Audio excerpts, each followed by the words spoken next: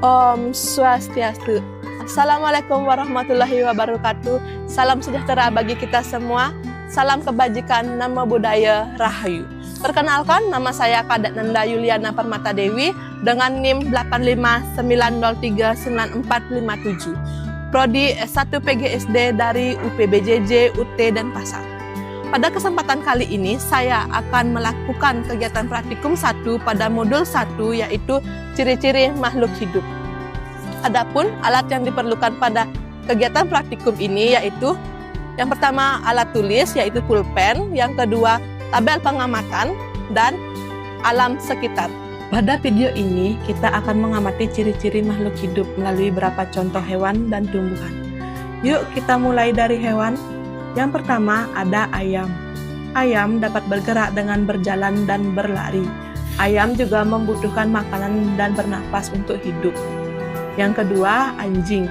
Anjing dapat bergerak dengan aktif, berlari ke sana kemari dan sangat peka terhadap rangsang, seperti suara atau panggilan. Yang ketiga, kucing.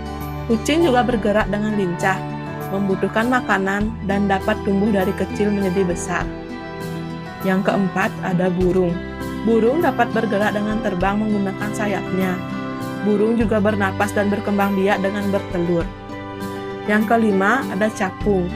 Capung terbang di udara dan menunjukkan bahwa makhluk hidup dapat bergerak dan peka terhadap lingkungan sekitarnya. Dari pengamatan hewan tersebut, kita dapat melihat bahwa hewan memiliki ciri-ciri makhluk hidup seperti bergerak, bernapas, membutuhkan makanan, tumbuh dan peka terhadap rangsang. Sekarang mari kita bahas ke bagian tumbuhan. Dari pohon cabai. Pohon cabai tumbuh dari kecil menjadi besar dan menghasilkan buah. Ini menunjukkan bahwa tumbuhan dapat tumbuh dan berkembang. Selanjutnya, Kamboja. Tumbuhan Kamboja dapat tumbuh dan memiliki bunga yang indah. Tumbuhan ini juga membutuhkan air dan sinar matahari. Selanjutnya, ada kenanga.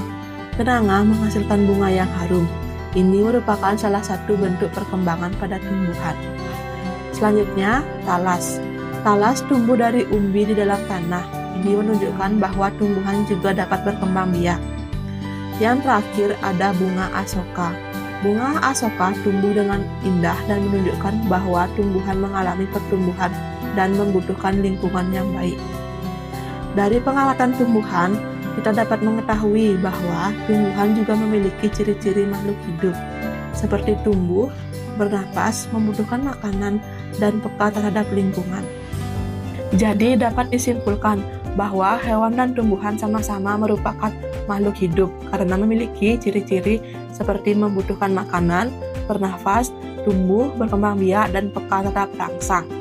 Namun terdapat beberapa perbedaan, yaitu hewan dapat bergerak aktif dan berpindah tempat, sedangkan tumbuhan tidak berpindah tempat tetapi tetap dapat bergerak.